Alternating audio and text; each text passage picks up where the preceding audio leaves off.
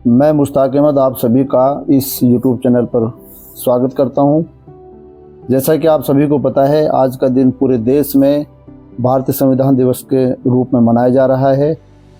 आज ही के दिन 26 नवंबर 1949 को भारतीय संविधान को अपनाया गया था।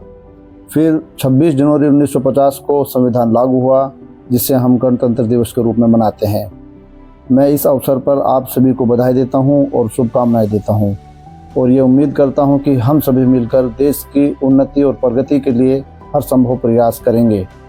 भारतीय संविधान को बनाने में 2 वर्ष 11 महीने 18 दिन लगे थे। आज ही के दिन डॉक्टर भीमराव अंबेडकर को भी हमें याद रखना चाहिए, क्योंकि वह संविधान की ड्राफ्ट कमेटी के अध्यक्ष थे, इसलिए उन्हें संविधान का निर्माता भी कहा जाता है। संविधान निर्माताओं ने भारतीय संविधान को इस तरह से बनाया था कि एक विकसित और मजबूत और आधुनिक भारत का निर्माण किया जा सके। उनके इन आदर्शों को आज ही के दिन हम याद करते हैं और उन्हें सच्ची श्रद्धांजलि देते हैं। भारत सरकार द्वारा 2015 में आज के दिन को संविधान दिवस के रूप में मनाने का फैसला किया गया। हालांकि इससे पहले आज का दिन राष्ट्रीय कानून दिवस के रूप में मनाया जाता था। भारत का संविधान दुनिया के बेहतरीन संविधानों को मिलाकर बनाया गया है और यह दुनिया का सबसे बड़ा लिखित संविधान है। देश के हर नागरिक के लिए यह गर्व का दिन है। भारतीय संविधान का आयोजन इसलिए भी किया जाता है कि संविधान के आदर्शों के बारे में जागरूकता पैदा की जाए, संविधान के बारे में नागरिकों की समझ को और गहरा किया जाए, नागरिकों को उनके कानूनी अधिकारों के बारे में शिक्षित किया जाए, जागरूक किया जाए। संविधान में निहित न्याय, समानता, बंधुत्व को और अधिक समझने की ज़रूरत है। हमारे संविधान की प्रस्तावना में कहा गया है कि हम भारत के लोग। इस पंक्ति से हमारे देश के संविधान की शुरुआत होती है। इससे यह साबित होता है कि हमारे देश की प्रभुसत्ता हम यानी भारत के लोगों में निहित है। इस संविधान दिवस के अवसर पर नागरिकों को समाज एवं राष्ट्र के प्रति उनकी जिम्मेदारियों से भी अवगत कराना इसका उद्देश्य है।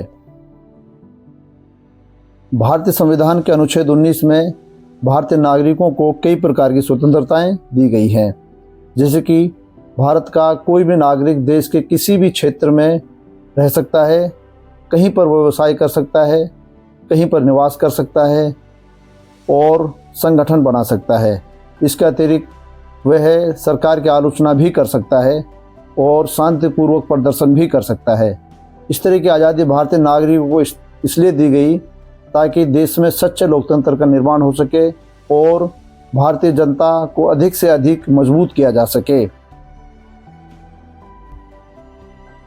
भारत के संविधान पर राष्ट्रीय आंदोलन के मूल्यों की छाप हम देख सकते हैं, क्योंकि भारत ने बहुत लंबे संघर्ष के बाद 15 अगस्त 1947 को आज़ादी प्राप्त की थी। इससे पहले भारत के स्वतंत्रता सेनानियों ने बड़े स्तर पर बलिदान दिया था, संघर्ष किया था और एक आज़ाद देश का सपना देखा था।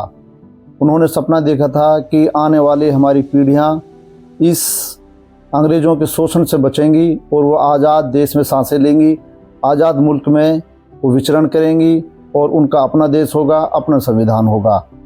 भारतीय संविधान के निर्माण की प्रक्रिया ब्रिटिश काल में ही शुरू हो गई थी। 1942 में क्रिप्स मिशन जब भारत में आया तो उसमें संवैधानिक ढांचे के निर्माण की बात की गई। फिर 1946 में कैबिनेट मिशन में संविधान सभा के गठन की व्यवस्था की गई। इसी के तहत भारतीय संविधान सभा का गठन किया गया, जिसने आज के मौजूदा भारतीय संविधान को तैयार किया था। भारतीय संविधान मूल रूप में भारत के प्रजातंत्र को मजबूत बनाने का एक दस्तावेज है, जिसमें प्रत्येक भारतीय नागरिक की भागीदारी की उम्मीद की गई है और साथ ही उसको बहुत सारे अधिकार दिए गए हैं। आज के दिन इन सब हमारी जिम्मेदारियों और कर्तव्यों का हमें याद करना चाहिए और अपने राष्ट्र के प्रति अपने निर्वहन यानी अपनी जिम्मेदारियों को भी हमें निभाना चाहिए। अधिकार और कर्तव्य दोनों एक दूसरे की पूर्ति करते हैं। जहां हमें संविधान में मौलिक अधिकार दिए गए हैं, वहीं हमें कर्तव्यों का भी ध्यान रखना चाहिए। आप सभी को संविधान दिवस की फिर एक बार बहुत बहुत शुभकामनाएं। धन्यवाद। जय हिंद, जय भारत।